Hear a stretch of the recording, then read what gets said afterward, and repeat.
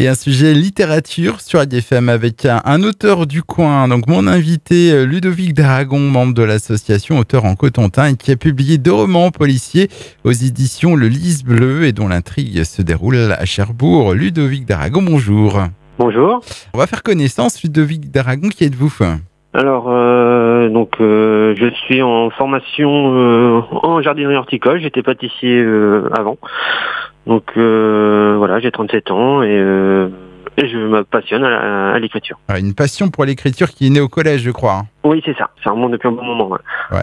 Depuis, vous avez publié 2 romans d'une série intitulée SOS Action, donc qui est centrée sur un héros du nom de Jefferson Floyd, un Américain débarqué à Cherbourg.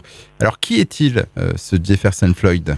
Alors, c'est un scientifique à la base dans son pays, à la police de New York. Le roman commence, il arrive directement à Cherbourg, parce qu'il a perdu sa femme et sa fille dans un accident. Derrière tout ça, il y a un complot que s'est dévoilé tout au long de l'histoire.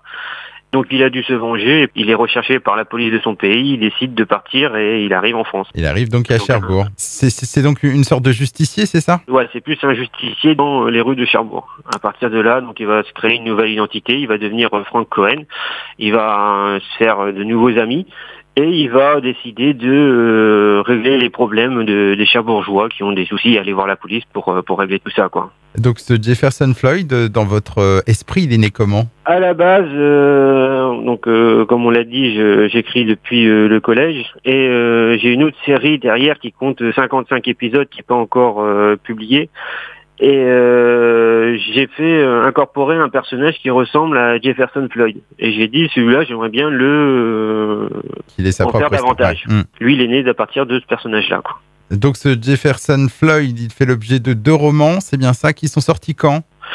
Donc le premier est sorti il y a 4 ans et le deuxième est sorti il y a 2 ans. Quels sont les retours que vous avez eus jusque-là de la part de vos lecteurs ? Ils aiment bien parce que dedans il y a de l'action, il y a des rebondissements et ils aiment aussi parce qu'ils ont l'impression de se promener dans la rue de Cherbourg.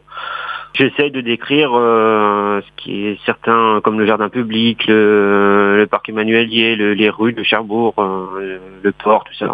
Il y a un côté local qui plaît à vos lecteurs. Il y a une suite de prévue ? Donc ouais, il y a le 3e qui est en cours d'écriture. Mais là, il est pas vraiment centré sur Cherbourg. Les enquêtes se font plus du côté de Martinvat et un peu plus loin du côté d'Haussmanville, au niveau du musée Station 70, le musée de la Nationale 13. Pour remercier justement mes amis qui m'aident pour la correction des bouquins. Et il est espéré pour quand, ce 3e volume ? Peut-être en fin d'année ou alors l'année prochaine. Et sinon, dans les prochains mois, est-ce que vous avez prévu de participer à des événements comme des séances de dédicaces ou des salons du livre ? Alors, je vois pour la ruée du livre sur Torigny-les-Vires. Et avec les auteurs en Cotentin, on attend de voir pour programmer le château à la page qu'on organise tous les ans. Alors, un site internet, où est-ce qu'on peut vous retrouver ? Alors, on peut me retrouver sur ma page Facebook d'Aragon Ludovic Auteur ou sur le site Auteurs en Cotentin. Donc c'est auteur-en-cotentin.fr, donc le site de l'association. Donc Ludovic d'Aragon rappelle que vous avez publié 2 romans policiers aux éditions Le Lys Bleu. Donc le premier, SOS Action, le solitaire, et donc le second tome intitulé Défi au solitaire. Donc tous les 2 actuellement disponibles. Et en attendant donc le 3e volet de ce SOS Action. Je vous remercie et je vous dis au revoir. C'est moi qui vous remercie.